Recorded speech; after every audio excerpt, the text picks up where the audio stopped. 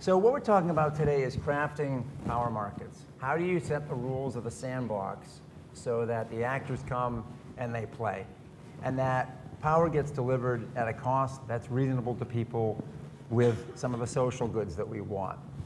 In today's world, a little bit of feedback there. In today's world, we have all kinds of new technologies coming into the space. You look, for example, at the quarterly earnings of a company like NextEra saying that they have 10,000 megawatts of new wind that they have under the safe harbor PTC credit that they're going to build in the next few years. You see other companies planning to build 3,000 or 4,000 megawatts here, and somebody saying within 5 years we think there's going to be a step function in wind costs where without the 2.3 cents production tax credit we might see 2 to 3 cents per kilowatt hour wind because of taller towers, lighter and more powerful blades, and then there's the solar revolution going on, etc. So you all have quite a challenge, not only in front of you, you've been dealing with this for some time already. What we want to talk about today is how do you deal with some of those issues? So we'll start right off by, first of all, having each one of you introduce yourselves so that I don't mess up the job. Cheryl, if you can tell us a little bit about what you're working on at ERCOT, and then we'll hand the baton off. So maybe 2 minutes about who you are, what your big challenge is at ERCOT. Hi, I'm Cheryl Mealy, and I'm the Chief Operating Officer at ERCOT. So some of our big challenges, I think Peter kind of set them up, right? Some of our big challenges are looking at that changing resource mix and understanding how it affects the market outcomes for some of those kind of traditional members of our market on the generation side, but also making sure that we are doing the right things in terms of planning and looking at the tools that we need in the system, kind of changes that are needed to be successfully integrating that variable resource. And so ERCOT has had plenty of opportunity to learn kind of best practices in managing wind as we continue to push the envelope, and I think that we just, again achieved a 50% wind on the grid just last week. So we continue to learn how to successfully integrate that to make sure that we maintain reliability, because failure is tough. Christine kind of set us up, right? Failure is tough. If you don't manage things right, people notice our failures, and I think that's why we might look a little bit adverse to failure in the operating room, because that generally means the lights are going out, or some of them. So those are the challenges we have, is making sure the market design reflects adequately to incentivize the right types of generators, but also to make sure that we maintain reliability as that mix changes. Thanks. And in New York? Yes, good morning. My name's Rich Dewey. I'm the Executive Vice President at the New York ISO. I've got responsibility for planning, market design, and IT. So very much on the forward-looking prospectus of what do the markets need to do, how does the power system need to be planned and designed. I'm not going to talk about failure in the control room. I'm not allowed to talk about that at all. We try to look at it more, keeping the focus on success in the markets. If you look back at the 15 years that we've been running energy markets within New York, tremendous upside in terms of efficiencies, where the markets have driven upwards of $7 billion of efficiencies out of the system. We view that as an incredibly valuable tool that we need to stay true to. And there was a lot of pressures from a policy standpoint to do certain things and do certain things faster. And I think that there's a reluctance to rely, or a hesitancy to rely on the markets.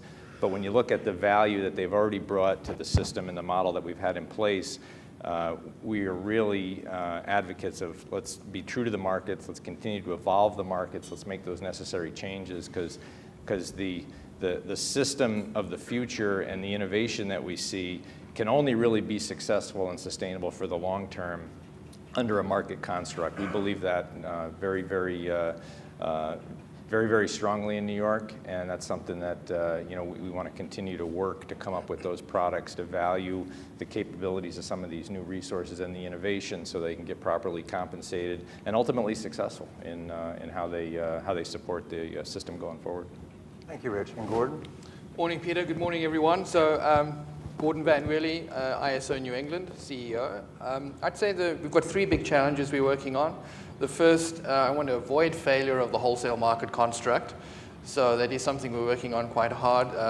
We've had wholesale electricity markets in New England for about 20 years. They've delivered good benefits, great benefits in fact, but they're quite vulnerable. So the states are pursuing decarbonization, lots of renewable energy, and supporting a lot of resources outside of the market, which are creating these distortions and can create bigger distortions looking forward in the wholesale electricity market. So how to maintain the market structure is sort of one of our big near-term challenges, and it's something that we're focused on right now.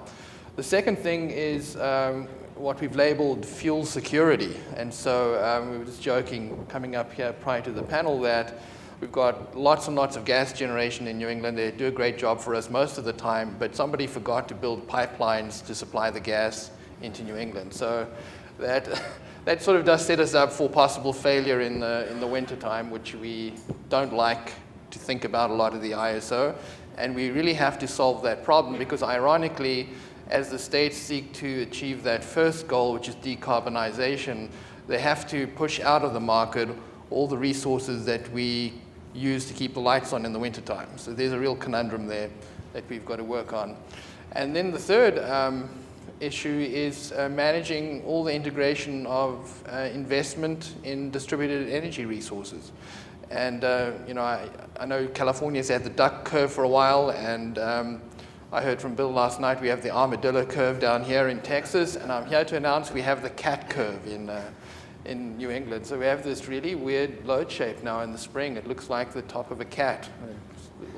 One ear here, and then it comes down another ear over there, and it's all driven by this massive investment in energy efficiency and solar PV. So who would have thought that Massachusetts would be chasing after California with regard to solar investment, but it's happening.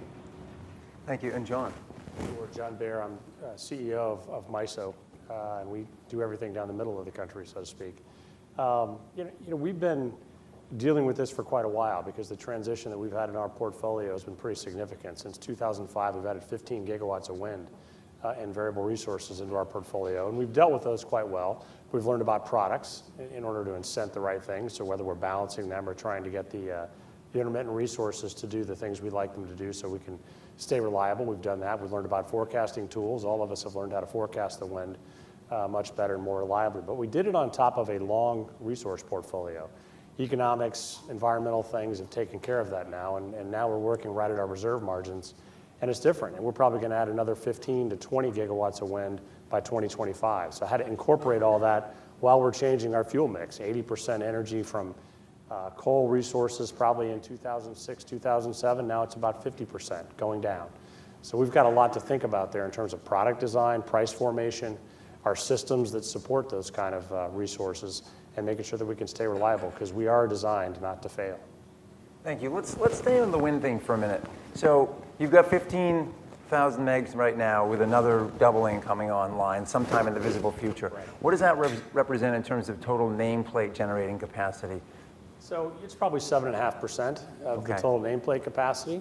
So it is going to increase quite clearly. And we've dispersed it nicely and planned the transmission system to accommodate it. And those are the key things that go with the products that people are talking about to make sure that price formation is correct.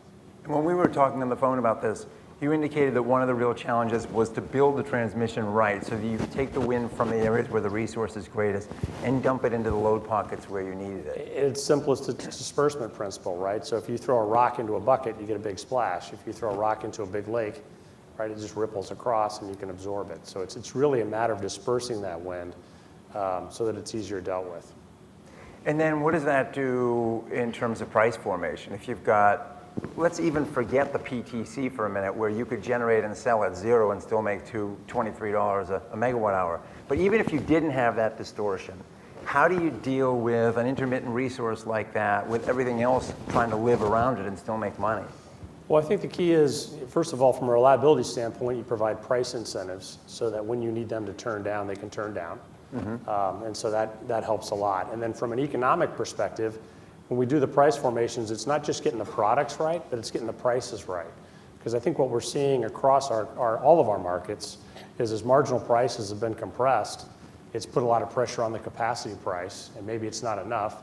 And then the discussions happened around, can these generators earn enough rents to stay online and provide that balancing function as well as the energy that we need. And Gordon, if you look at a map in New England, there's a ton of wind up in Maine coming online. And maybe, 1,600 megawatts coming into New England with the offshore stuff. Same sort of challenge for you there in terms of moving the electrons across the grid from the places where we're going to get it to the places we need it and still have rules that allow people to make money? What's the conversation like? Yeah, so I was just reading a report that was published by NESCO, which is the New England State Committee on Electricity. They contracted with London Economics to do a study. What was very encouraging about this study is that it reinforced many of the things that we've been saying over the last couple of years, which is if you project forward into this world where you have this huge amount of renewable resource on the system, one of the consequences is we really are going to end up with very low energy prices a lot of the time. And so that creates a resource adequacy problem because ironically, not only do you end up with a revenue deficit in terms of being able to pay for the conventional generation, let's call it the backup system for a moment, but the new renewable resources end up taking revenues from the first tranche of renewable resources that you connected onto the system. So I'm very pessimistic that you can solve this problem through an energy market only construct. So I'm watching Texas with great interest to see how they're going to do it, but I think in the long run, I'm pessimistic about it. The Europeans are struggling with this problem, and I think it leads one ultimately into some kind of resource adequacy mechanism. In the eastern side of the US, we have the capacity markets. You're either going to pay this money through a capacity market, or you're going to end up paying it through long-term contracts for everything. There's no way out of that construct if this is the path that we're on. They got to make their money somehow. Exactly. Generators. Yeah.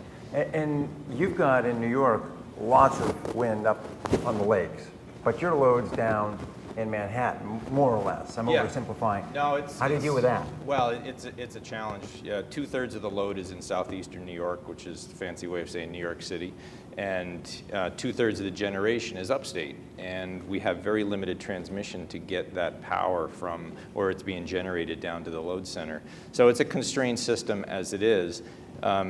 You exacerbate that with the fact that almost all of the proposed wind is upstate. And we don't have nearly as much wind as Midwest, nor have we had the luxury of some of the transmission planning successes in New York. But we do have a lot of incentives now. There's a lot of wind in the queue. There's a lot of new projects coming online. But without that transmission, wind is just replacing other wind.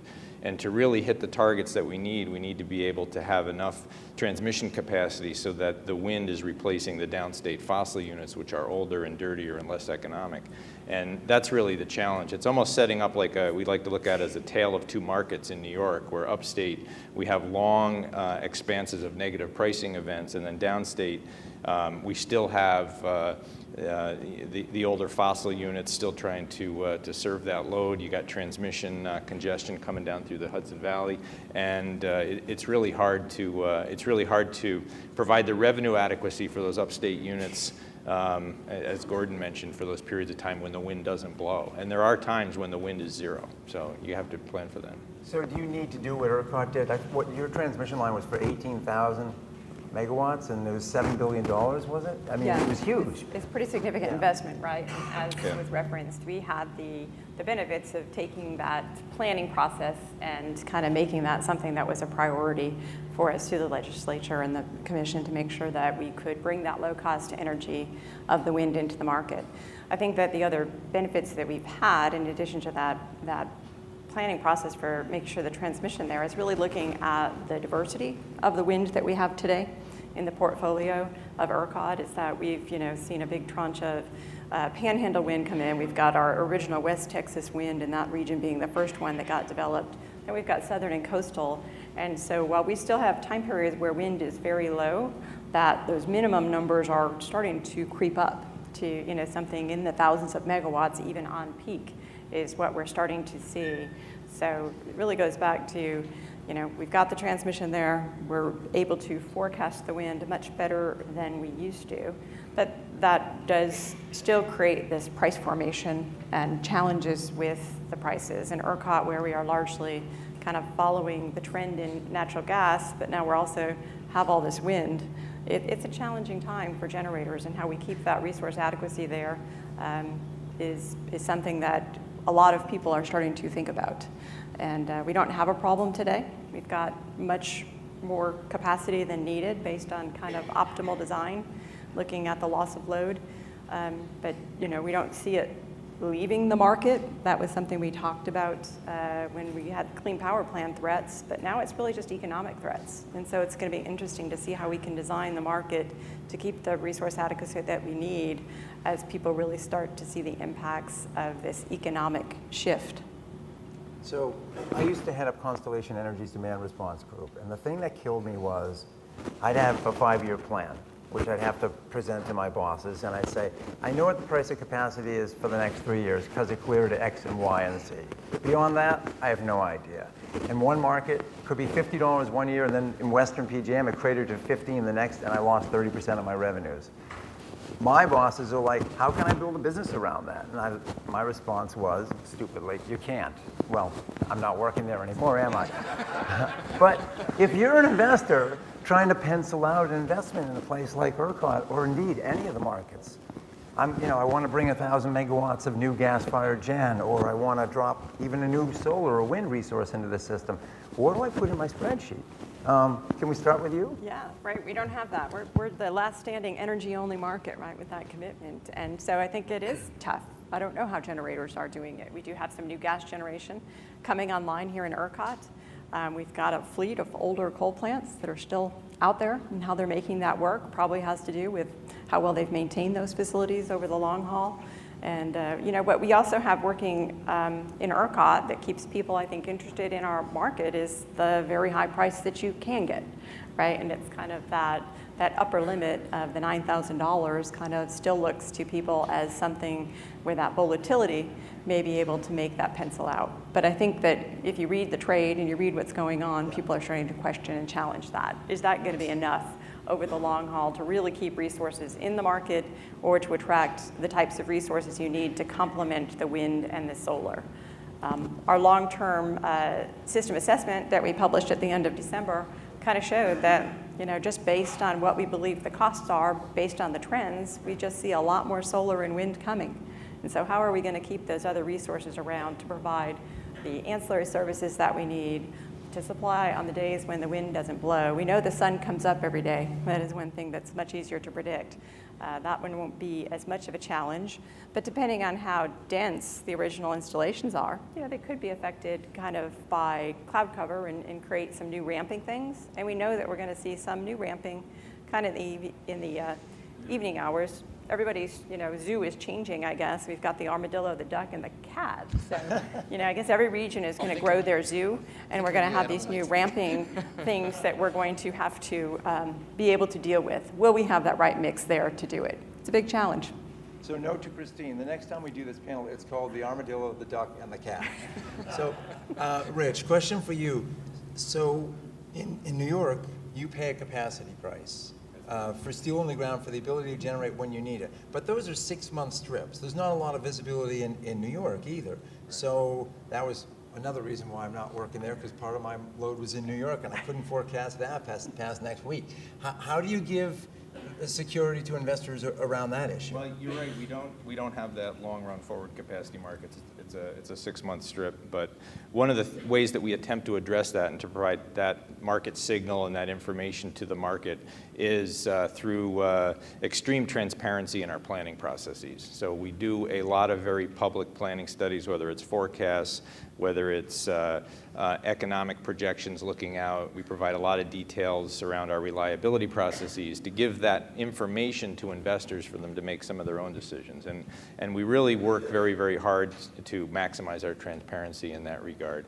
We still would rather have that risk on the backs of investors as opposed to the backs of the ratepayers, because it's really just better for consumers rather than the alternative, which is a long-term contract.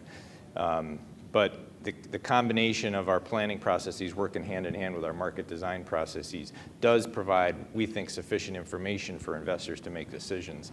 The wild card is, of course, in fuel prices. And I think that nobody anticipated the extreme drop in gas prices that we've seen. So a lot of those forward projections for revenues and energy prices proved to be significantly different than what we thought it was going to be 4 years ago. And does that, in general, increase the need for the generator to see a capacity price?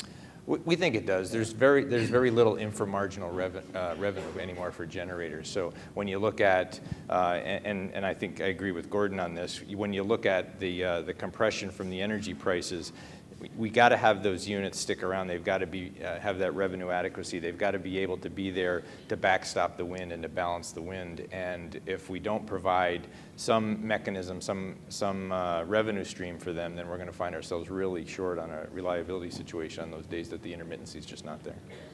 So, Gordon, I think you mentioned there's a 7-year visible capacity market in New England, and you've been working on different opportunities and tools for a while on that one. What does that look like right now? So yes, the problem one has, and I was just thinking about this, you have sort of religious spectrum going on here. You've got like no capacity market at that end, and then you've got a short-term capacity market, and you've got a longer-term capacity market going on here. I think the problem with the investment decision is if investors look at what the states are doing and what's happening with regard to technology, and they say, how do I project my energy market revenues over the 30-year life of this investment that I'm making, right? So I'll pick on New York for a moment. It's like, what's the state of New York going to do? What's the state of New York going to do with regard to wind? If they're going to go off and contract for a whole bunch of wind or create RPSs and investments in transmission, how do I, as an investor in a combined cycle, predict what my energy market revenues are going to be? And then what's the state going to do with regard to demanding capacity value for that?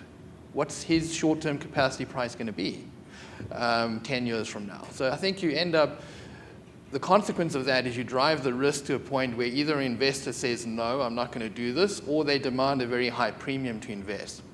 So we try to address some of those issues that I've just raised through the design of the forward capacity market. It is a 3-year forward market, which gives you some view into the future, but the real thing that I think overcame a lot of this concern is the fact that built into the capacity market is a 7-year lock. So we say we will say to generators, you go figure out what your energy market revenues are. You can see the trajectory that the states are on.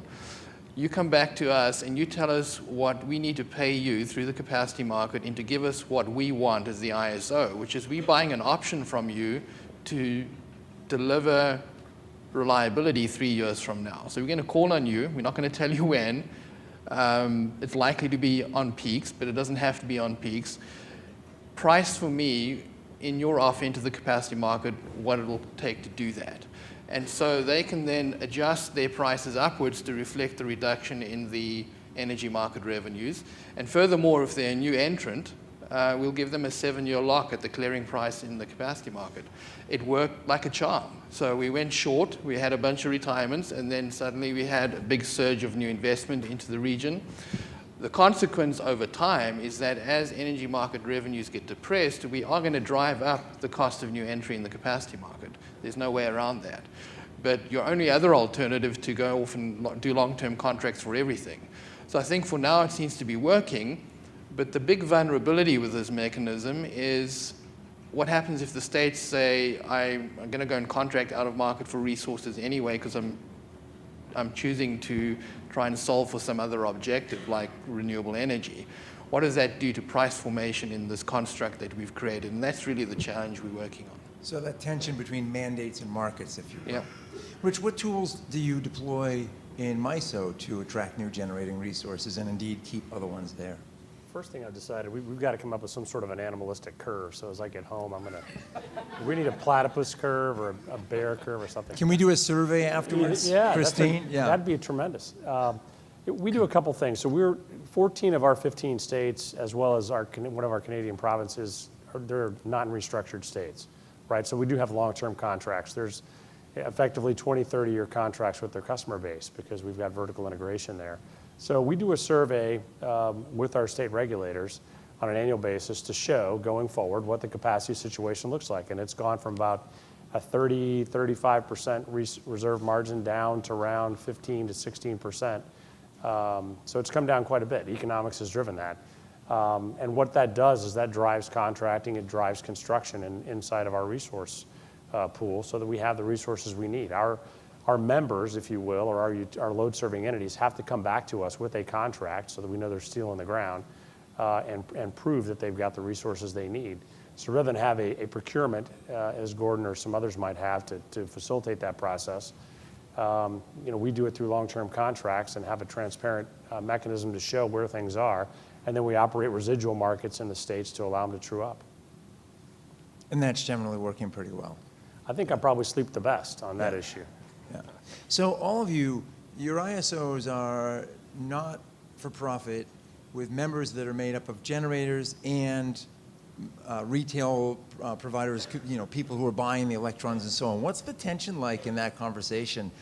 Because you basically have to try and please as many constituents as you can to move forward with the rules. And if I'm getting, you're paying, sort of thing, right? I mean, how do you have those conversations internally with the members so that the rules come out and move forward? Rich, you're shaking your head. Yeah, well, we've got a pretty productive shared governance process within New York where when we are making changes to our tariffs and our rules, we have to figure out a way to get 58% of the constituents to support something before we file those rule changes down at FERC. We very rarely reach that impasse where we just can't come to some terms or some agreement. Can you filibuster?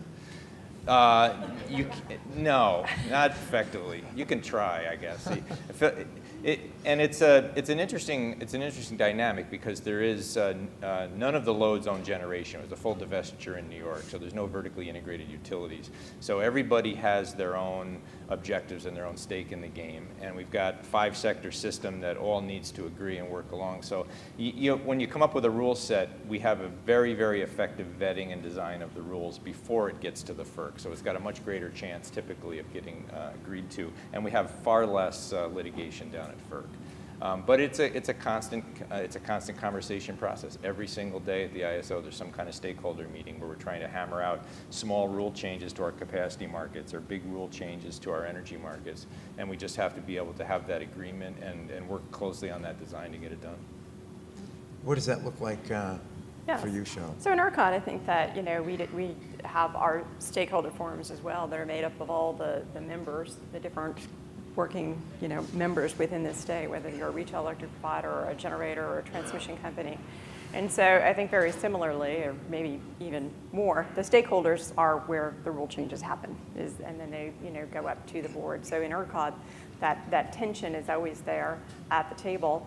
But we do have, our generators didn't fully divest. We had to get to a point where we could manage market power issues. But we have got a lot of different types of organizations within ERCOT, and so they all feel that tension differently. If you're just an IPP, if you're a municipal, if you are somebody who has both a retail electric provider and a portfolio of generation, maybe you can manage that risk a little bit differently than somebody who is only in the power generation business.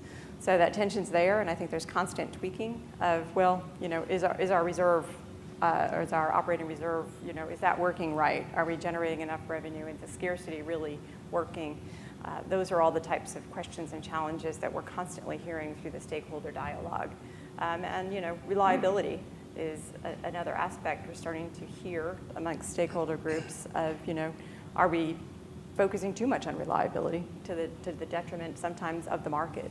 And so that's going to be, I think, a big part of conversation as we go forward in ERCOT is what's the right set of transmission perspective and investment to make sure that we're not creating, that contributing to the lack of opportunity for generation. And is there any concern? So last year prices were like $24.65 round the clock, and pretty low the year before and pretty stable. I think Warren Buffett once famously said, when the tide goes out, that's when you find out who's inadequately clothed. And one of the questions I have is, are some people lulled into the sense of, prices or spot market prices are pretty constant the last couple of years, maybe I'll go short a little bit more, or in the market we used to call it go naked.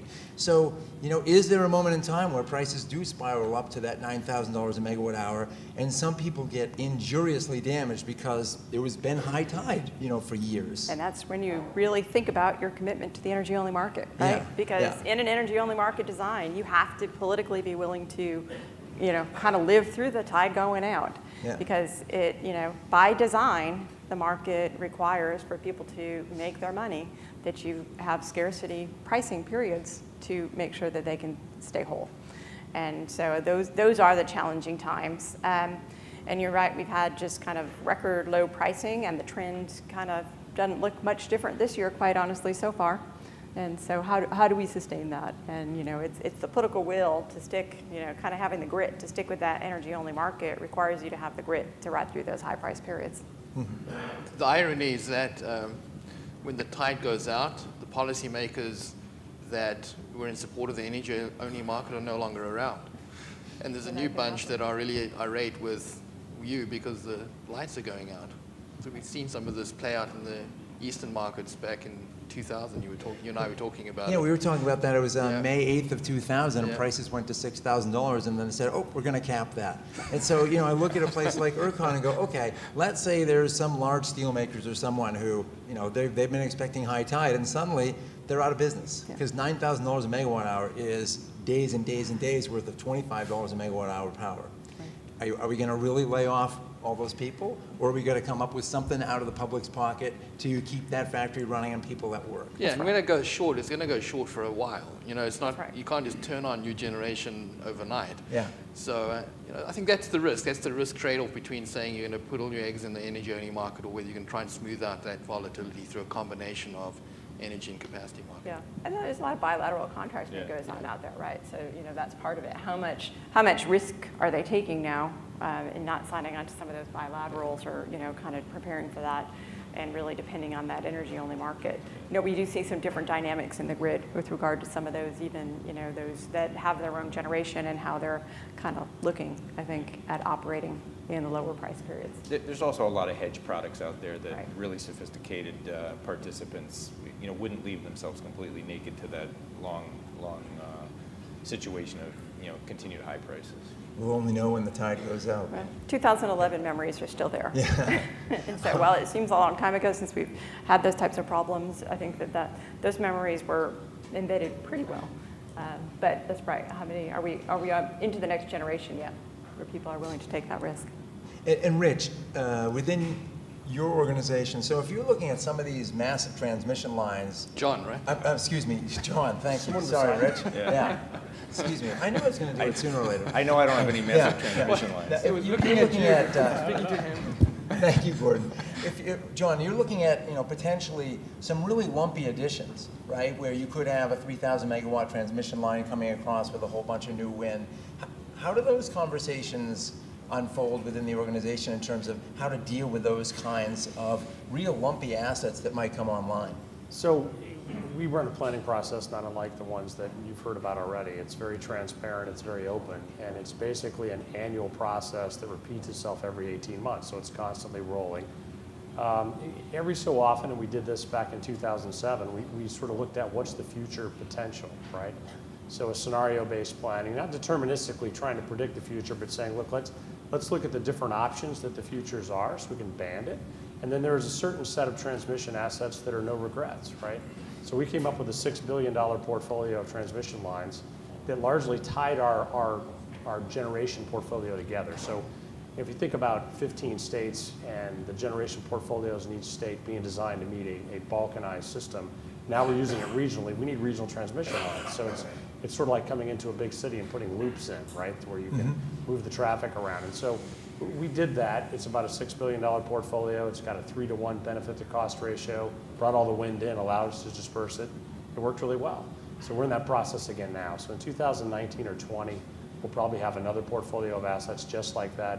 It'll do two things. It'll bring our north and our south regions together, and it'll also allow that wind to be dispersed, and the solar and the other intermittents.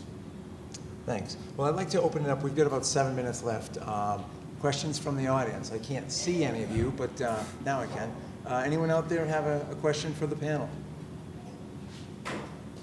I see anyone?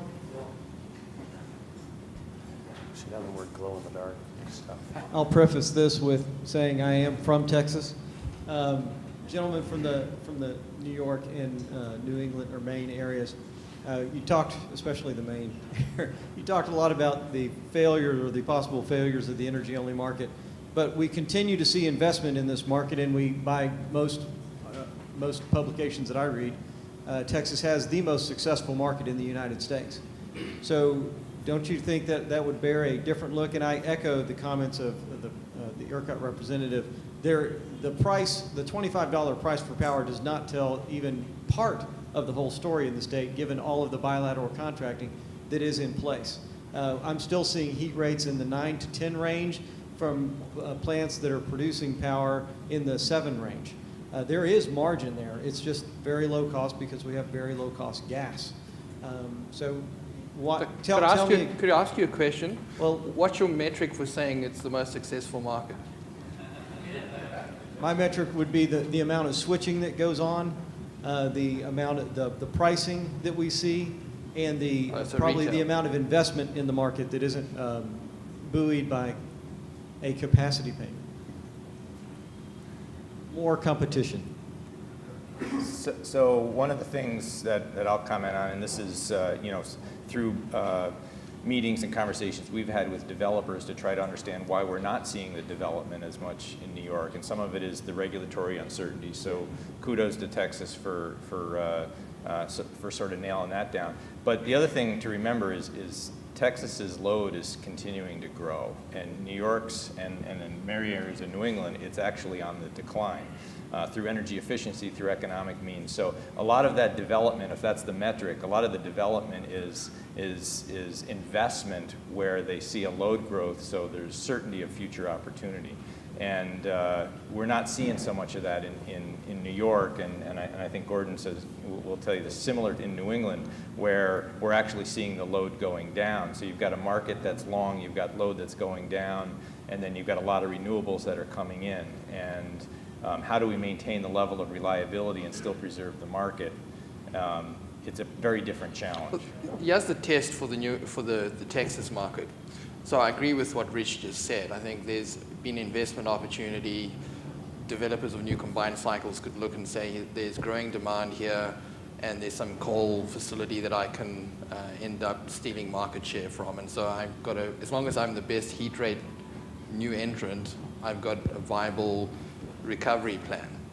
But I think the challenge comes when you start getting solar coming in behind the meter, people start putting the storage in behind the meter, and you start going flat. So we went flat and then negative on average energy consumption a couple of years ago. We're now pretty much flat on peak growth, and I think that's going to drop off over the next 10-year period. And what the state did in Texas was intervene in the market by investing $8 billion in transmission and enabling a bunch of wind coming onto the system. So the combination of solar panels and wind and behind-the-meter investment is going to really drive down the energy prices. So my question is, when storage comes on, where's the scarcity price going to occur to drive the new investment? So the investor now faces this long-term risk of trying to predict when the $9,000 is going to show up to provide the missing money to recover the investment. And what's ERCOT going to do? Because the system operator, when they start getting freaked out, they're going to commit the system fat to make sure that they minimize the reliability risk. And that's going to end up having the system operator actually suppress prices in real time as well. So I wonder about sort of the long run. I think you're good for now. It's really the longer term that I wonder about. And those are probably good points, Gordon. I think that what we haven't seen in Texas is policy intervention to any of those things that you mentioned as a threat, right? But they still can happen because they are having the same shift in economics as some of the other things we've been talking about. Unlike New York and California and places, we haven't said, got to have storage, got to have this much solar, got to have that. It doesn't even need to require policy shift. Help if get it there. Solar panels become economic on their own in Texas, that's going to be a game changer because it's a variable resource. You're going to strip all the revenues out of the energy market, and then you're going to have to pay for this backup system that's somehow going to stick around to manage that variability. And that's why we're interested in making sure, we just published our distributed energy white paper last week, saying we got to start thinking about and making sure people are watching that. Because it does have the potential to change the dynamics, although the low energy price certainly helps us to keep that economy growing. Next. Hi, I'm Cameron Barati with IHS Markit, and I actually wanted to continue on the topic of bringing on DERs and energy storage and grid scale storage specifically. So I just wanted to kind of get a roundtable response of how you're looking at mechanisms and drivers for those types of solutions, and what are the best solutions, best practices, or what's not working, and integrating those resources into wholesale markets. Yeah, so I'll jump in. I mean, storage has been around a long time. We're lucky enough to have large storage in New England in the form of pump storage. So we've worked out a long time ago how to integrate storage into the marketplace. I think the thing with storage, though, is that it needs to be integrated in the same fashion as any other resource on the system. I think one of the traps that's out there is to say storage has got a specific technological characteristic, and therefore we need to carve it out and put it on the side and treat it as a resource that is special somehow. Storage in the end is really a delayed injection of energy into the system. I can give you the same electrical characteristics with a fuel cell powered by natural gas or a hydro facility connected up to long transmission line as I could with a battery. So I think what's really important from a market design point of view is to make sure that the reliability services that we call for and the pricing around all of that is technology neutral. And I think storage is a very exciting area, and it will come along as it improves in terms of its technology. But I think we've got to be very careful about buying into the notion that storage is somehow a special technology and therefore it requires special treatment. Once you go down that path, I think creates all kinds of economic distortions in the market as well. Great, well, we just, oh, look at that thing, it's screaming at us, 0. So, I'd like you all to join me in congratulating a great panel. Thank you so much.